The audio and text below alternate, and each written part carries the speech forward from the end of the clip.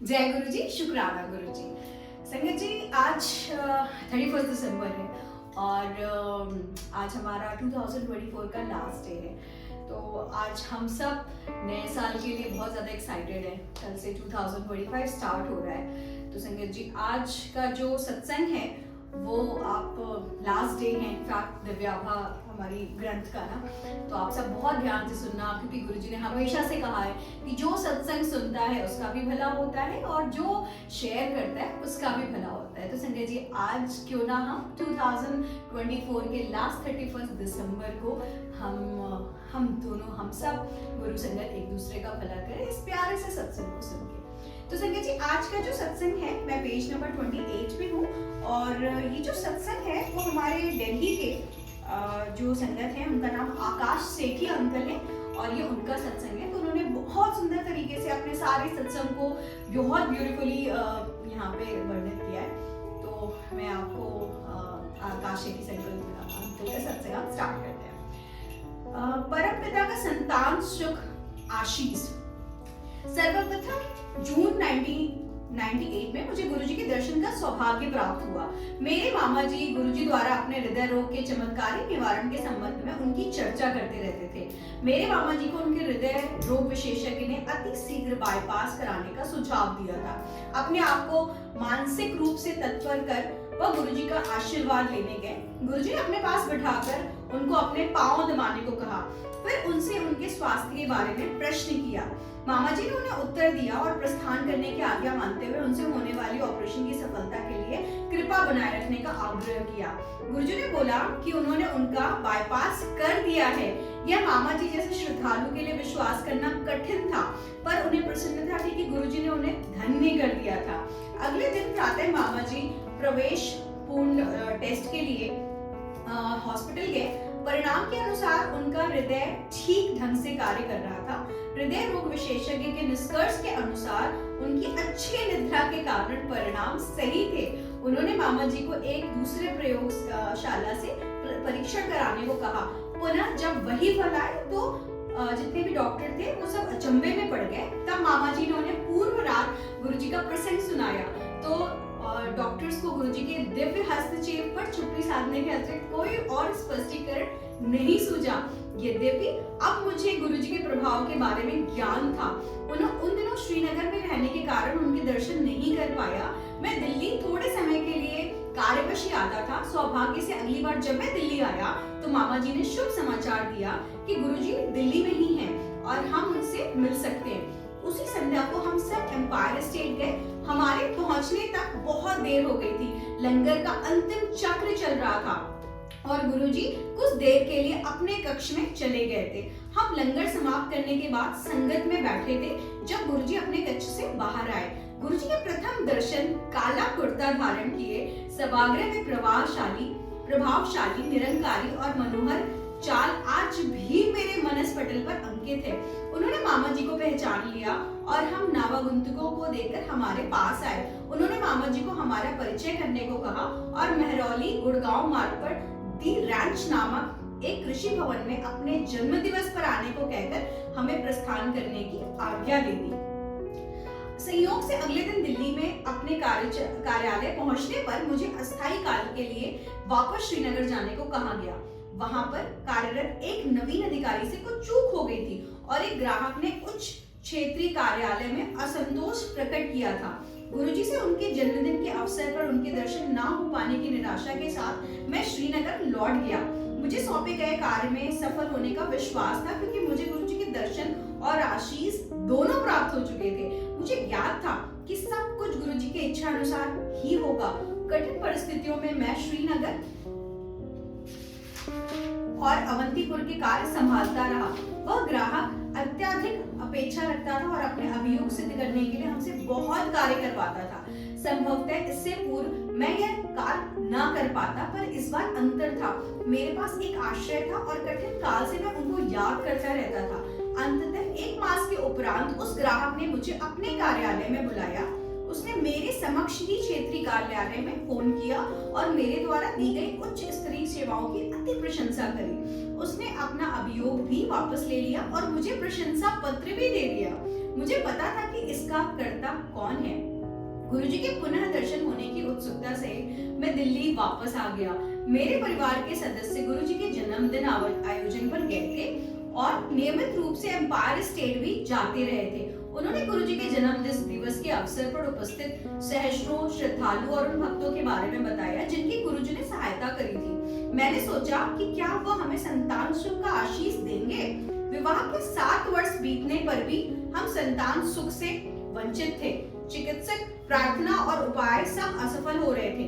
मेरे मामा जी ने गुरुजी का आशीर्वाद लेने का सुझाव दिया। उन्होंने अपने एक ठेकेदार मित्र का प्रसंग भी बताया। मामा जी के उन मित्र को विवाह के 16 वर्ष उपरांत भी कोई संतान न होने पर गुरुजी का आशीर्वाद प्राप्त हुआ था। गुरुजी ने उन्हें बोला कि पुत्र विदित्ते धीवी दित्ती हो इसी साल।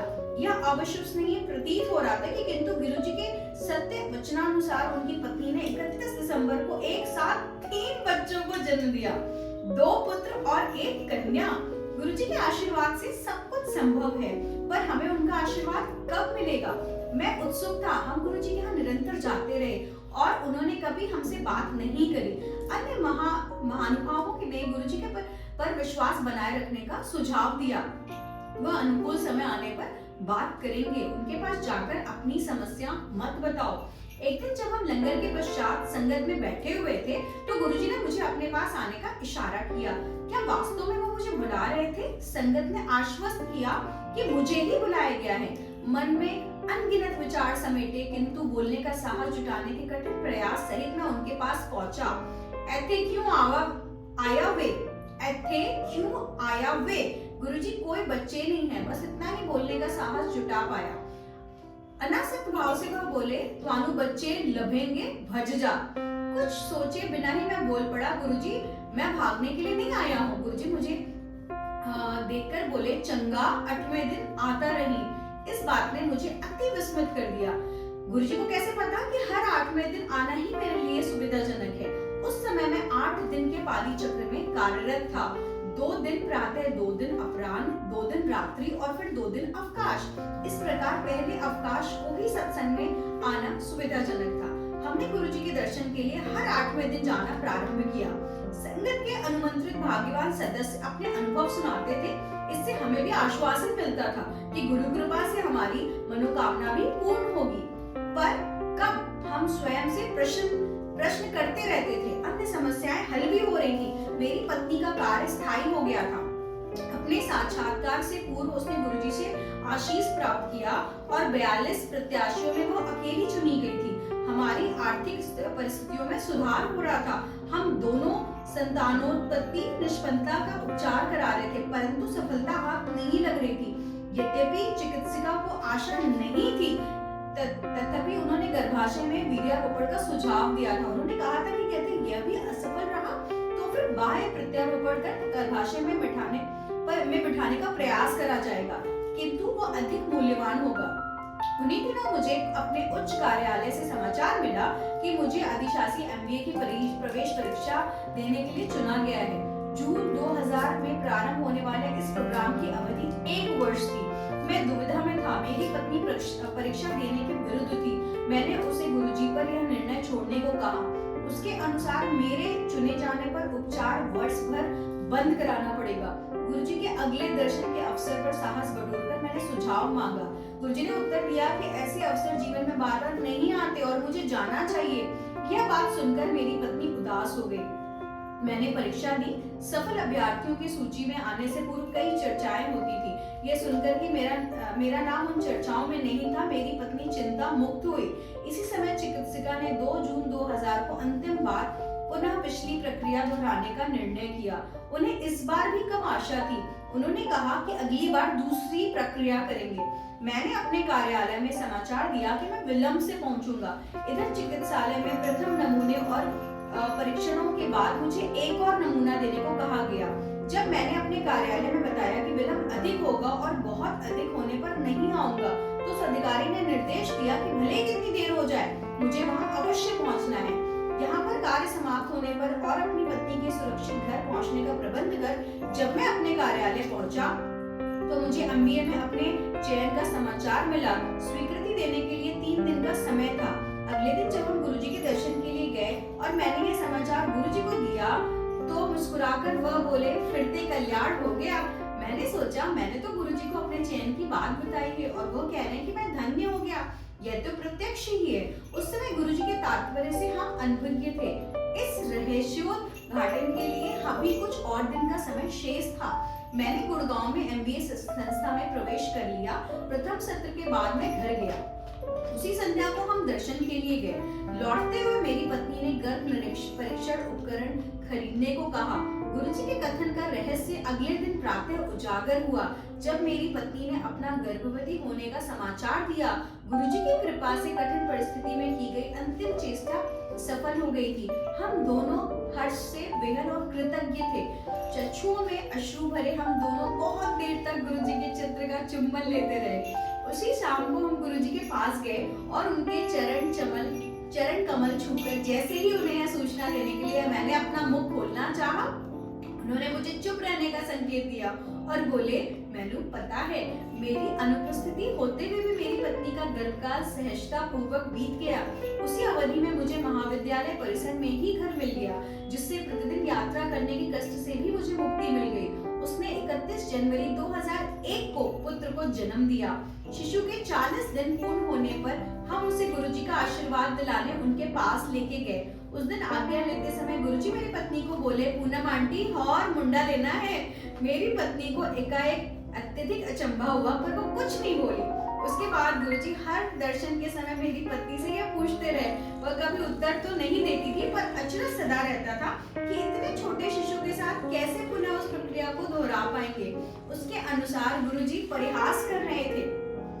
जून 2001 में एमबीए पूरा करने पर मेरा स्थानांतरण राजबंद हो गया। छोटे शिशु एवं दिल्ली में अन्य उत्तरदायित्वों के कारण मेरे लिए इस समय बाहर जाना असंभव था।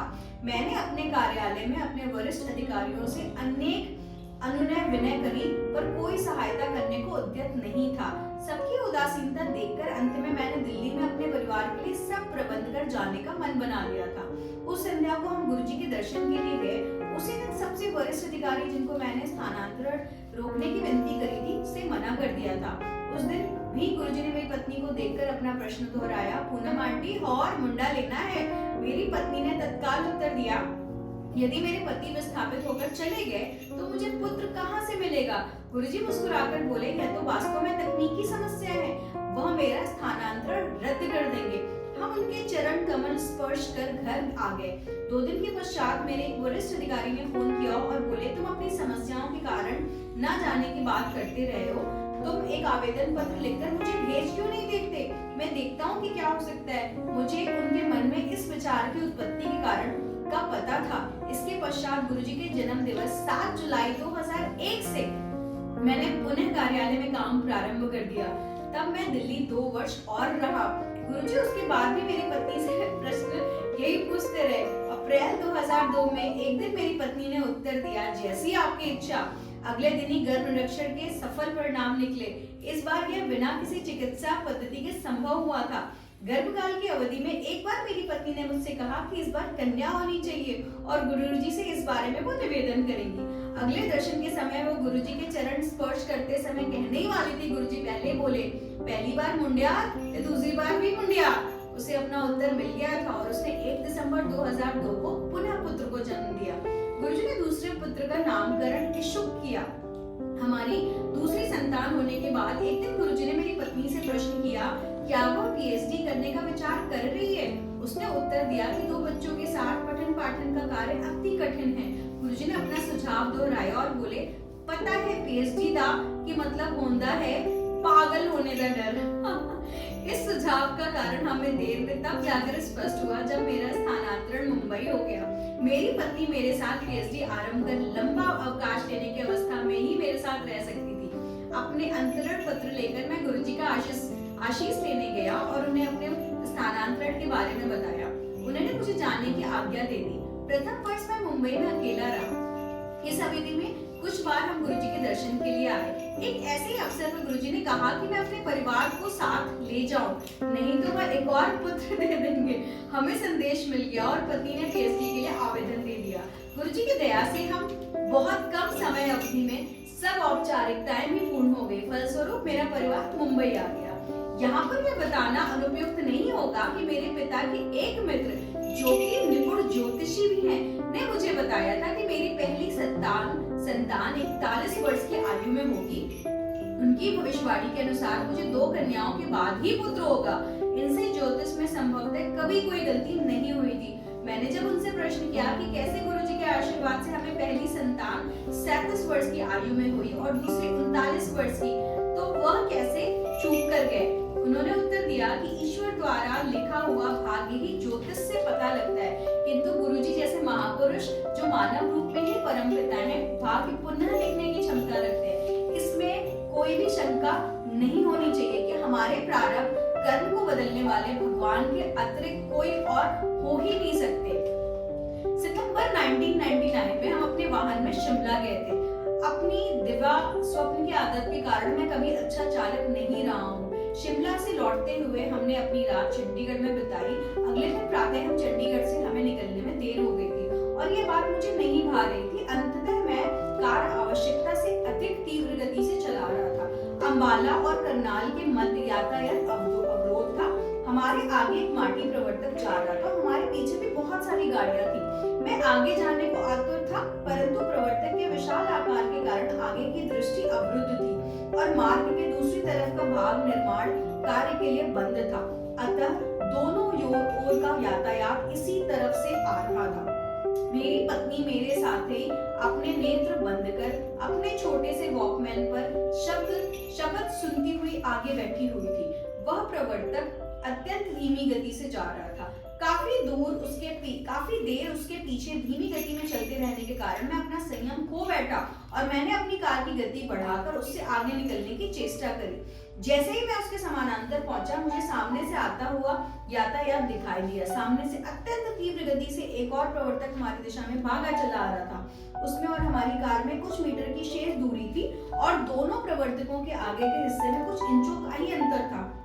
कार के आते हुए प्रवर्तक से चीथड़े उड़ते हुए के विचार और दोनों के कर्मचारियों का चिल्लाना सुनकर मेरे शरीर में कपकपी छूट गई। मेरी पत्नी ने अपनी आंखें खोली, मुझे देखा और हम दोनों को गुरुजी को याद करने के अतिरिक्त और कुछ नहीं सूझा। एकदम मुझे अपनी दाहिनी ओर के मार्ग में बने हुए विभाजक में एक टूटी हुई दीवार दिखाई दी और मैंने अपनी कार तेजी से उस दिशा में घुमा दी। गुरुजी के अतिरिक्त और कौन हमें इस प्रकार के जीवन दान दे सकता था। फरवरी 2000 में मैं रात्रि से प्रातः तक की पत्नी पाली में विमानपत्तन पर कार्यरत था। उस समय मैं एक बोइंग 707 जिसमें ईंधन भरना था देखने गया। मैंने देखा कि एक भू यंत्रविद वायुयान का पल्ला खुला छोड़कर उस पर कार्यरत था। हमारे कर्मचारी एक किनारे खड़े हुए उसका कार्य समाप्त होने की प्रतीक्षा कर रहे थे। प्रश्न करने पर उसने उत्तर दिया कि बहुत कार्य शेष था और वह अकेला ही था। इंजन के पल्ले को सुरक्षित करने वाली भुजा भी काम नहीं कर रही थी और उसे वह सीढ़ी पर टिकाकर रखे हुए था।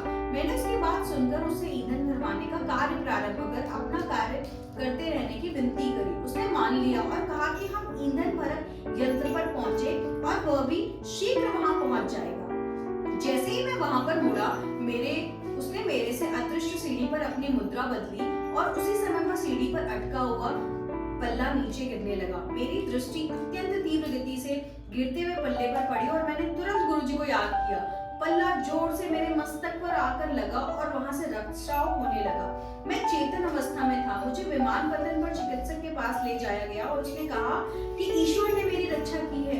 1 सेंटीमीटर भी अगर ऊपर या नीचे चोट लगने पर वह घातक होती। इस बात भी मुझे पता था कि कौन से ईश्वर ने मेरी रक्षा की थी।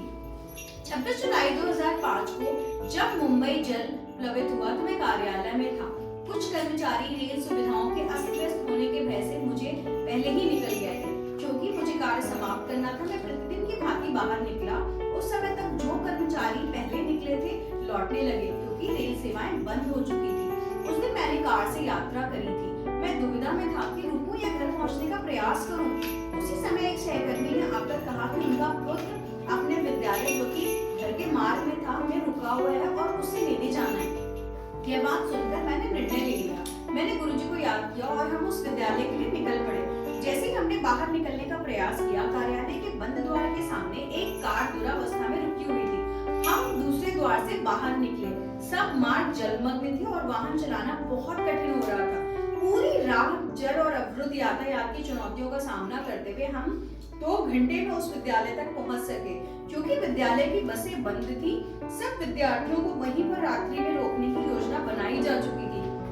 चूंकि मेरे सहकर्मी का पुत्र अपने सहपाठियों के साथ प्रसन्न था और हमारा घर तक पहुंचना अनिश्चित था, उन्होंने उसके वहीं पर पहुंचने का अनुमोदन कर दिया। हम दोनों ने घर पहुंचने का प्रयास किया और चल पड़े। थोड़ी दूर जाने पर जल स्तर इतना बढ़ गया कि हमारा घर पहुंचना और कार्यालय तक लौटना असंभव लग रहा था। अतः मैंने उसी ऊंचे स्थान पर जहां अपने सहकर्मी के विद्यालय में जाने पर कार खड़ी करी थी, कार खड़ी कर वहीं रात गुजारने का निश्चय कर लिया। मैंने घर पर समाचार दे दिया कि घर पहुंचना आज संभव नहीं है। हमने रात्रि कार में ही बिताई। अगले दिन जैसे जैसे जल स्तर कम होता गया, मैं धीरे धीरे कार चलाकर शाम तक घर पहुंचा। घर पहुंचने पर मुझे पता चला कि वहां पर सब कारें पानी में डूबकर ऐसी अवस्था में हो गई थी कि अत्यधिक धन व्यय करने पर भी उनका जीर्णोद्धार संभव था। यही दशा कार्यालय में खड़ी हुई कारों की भी हुई थी। समाचारों में इस घटना की चर्चा करते हुए यह भी बताया गया कि अधिक जल स्तर और यातायात रुके होने के कारण कई को राह में रात के लिए कार में ही रुककर अपने वाहनों में सोना पड़ा। जल के और बढ़ने पर जो अपनी कारों के द्वार या खिड़कियां खोलकर बाहर नहीं आ सके, उनकी मृत्यु भी हो गई थी। परंतु ना मुझे ना ही मेरे कार को कोई हानि हुई। यह सब इस कारण चलने से पहले मैंने गुरुजी को याद कर लिया था। केवल गुरुजी की कृपा ही मुझे उस रात बचा सकती थी और वह बनी रही। महासमाधि के बाद भी उनकी कृपा है। फरवरी 2007 में जब मैं दिल्ली आया तो गुरुजी के दर्शन के लिए गया था। जब मैं उनसे आज्ञा लेने के लिए झुका हुआ, बोले तो दिल्ली वापस आ गया है। मैंने उत्तर दिया, नहीं गुरुजी, हल्ले ते बॉम्बे ही हूँ। गुरुजी ने एक और भक्त की ओर इशारा किया। वो उससे पूछ रहे थे, पर यह मेरे लिए संदेश था। मैं समझ गया कि गुरुजी किस प्रकार अपने भक्तों की इच्छा पूर्ति करते हैं। मार्च 2007 के अंत तक दिल्ली के लिए स्थानांतरण आदेश आ गए। 1 मास पश्चात मैंने दिल्ली कार्यालय में कार्य करना प्रारंभ कर दिया और 26 मई को मेरा परिवार भी दिल्ली आ चुका था। सौभाग्य से एक दिन पश्चात उनके दर्शन भी हो गए। 31 मई को उनके शरीर छोड़ने के निर्णय को सुनकर मैं ध्वस्त हो चुका था। बड़े मंदिर से लौटते समय मेरे मन में अनेक विचार उभर रहे थे।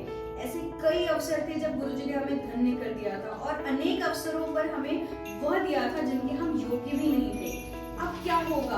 अब कौन हमारा ध्यान रखेगा?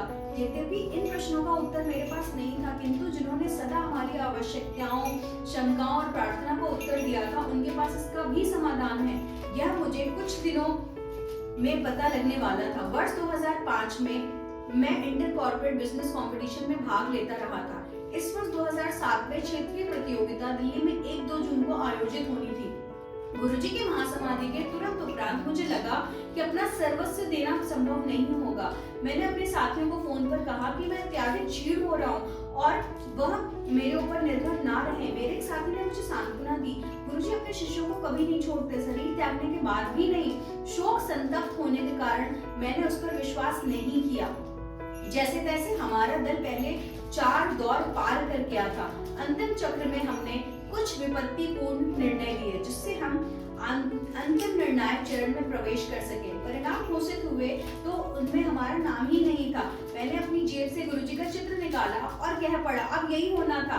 आपके रहते हुए बात कुछ और ही थी। जैसे हम गुरुजी की मुस्कुराहट भरा मुख देख रहा था। मेरे एक साथी ने आकर हमें बताया कि हमारे उत्तर कंप्यूटर में ठीक से नहीं डाले गए।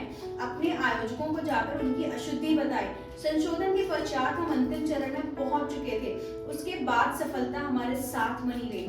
6 जून 2007 को राष्ट्रीय प्रतियोगिता में हम द्वितीय स्थान पर रहे और तत्पश्चात सितंबर में आयोजित एशिया पैसिफिक प्रतियोगिता में भी हमने द्वितीय स्थान प्राप्त किया। गुरुजी ने हमें बता दिया था कि उनकी दया अब भी उनकी संगत के साथ है। हम अपने दोनों बच्चों को अच्छे विश्वविद्यालय में प्रवेश कराने को उत्सुक थे। यद्यपि हम विभिन्न सूत्रों के द्वारा प्रयास कर रहे थे पर उसमें कहीं सफलता नहीं मिल रही थी। अंत में मैंने गुरुजी से प्रश्न किया, आपने 2 पुत्र दिए हैं तो इनको अच्छे विद्यालय में प्रवेश क्यों नहीं दिला देते? इसका उत्तर मुझे अति शीघ्र मिला। दोनों बच्चों को दिल्ली के सबसे अच्छे विद्यालयों में से एक में बिना किसी दान या राजनीतिक सूत्र के प्रवेश मिल गया। जब हम दिल्ली पहुंचे तो हमारे पास कोई ऐसा निवास नहीं था जहां से मेरी पत्नी और मैं अपने कामकाज और दोनों बच्चों जो कि अब 6 और 4 वर्ष के थे की देखभाल कर सके। इस समस्या का एकमात्र समाधान यही था कि मेरी पत्नी को महाविद्यालय परिसर में ही घर मिल जाए, पर कोई भी निवासी सेवानिवृत्त नहीं होने वाला था और वहीं पर घर वरीयता के आधार पर मिलते थे। इस प्रकार भी हमारी इच्छा अनुसार चमत्कार हुआ। एक शिक्षक जिनके पुत्र को अपने विद्यालय से दूर होने के कारण कठिनाई का सामना करना पड़ता था, ने अपना घर खाली कर दिया। आश्चर्यजनक पूर्व से वरीयता में उच्च आवेदकों में से किसी ने उस घर के लिए आवेदन नहीं किया, अतः मेरी पत्नी को वह घर मिल गया। गुरुजी के अन्यथा और कौन संगत के सदस्यों की सुविधा अनुसार ऐसे चमत्कार कर सकता है। मैंने परमपिता गुरुजी के साथ अपने अनुभवों को बहुत सारांश में लिखा है। मैं यह हार्दिक कृतज्ञता और आदर से यही समाप्त करता हूँ। ओम श्री गुरुदेवाय नमः। प्रार्थना है कि गुरुजी सदा हमारे और सब भक्तों पर सुख, सौभाग्य और सद्बुद्धि की वृष्टि करते रहे। हम सब उनके भक्त होने के योग भी बने रहे। जय गुरुजी, शुक्राना गुरुजी। तो संगत जी, ये हमारे साथ आकाश चेठी अंकल का सत्संग था, जो कि हमारी इस दिव्याभा बुक से है। तो संगत जी, आज का जो दिन है 31 है, हम सब अपने गुरुजी के साथ उनके चरण कमलों में, बहुत सारे ऐसे लोग भी हैं संगत जी जो मतलब मुझे ऐसा लगता है कि जब मैं गुरु संगत नहीं थी तो हम 31 का वेट करते थे, है ना, कि कहाँ पे पार्टी होगी, क्या करेंगे। पहले से कितने टाइम पहले से हमारी चीजें स्टार्ट हो जाती थी। बट नो डाउट जब से हम गुरुजी की संगत बने हैं तो मुझे ऐसा लगता है कि हम सब सिर्फ एक ही चीज का वेट करते हैं ना, कि जब हम अपने ग्रुप्स देखते हैं तो चेक करते हैं कि कहाँ पे हमें गुरुजी का सत्संग में जाने को मिला है, और 31 को भी हम गुरुजी के चरण कमलों में रहे, और फर्स्ट तो ऑब्वियसली हमारे गुरुजी से ही हमें स्टार्ट कर रहा है। तो संगत जी, मुझे अभी थोड़ी देर में गुरुजी के सत्संग के लिए निकलना है, तो फिर कल फिर हम इसी टाइम पे आपके साथ मिलेंगे दिव्याभा के नेक्स्ट चैप्टर पे। जय गुरुजी, शुक्राना गुरुजी, thank you so much Guruji.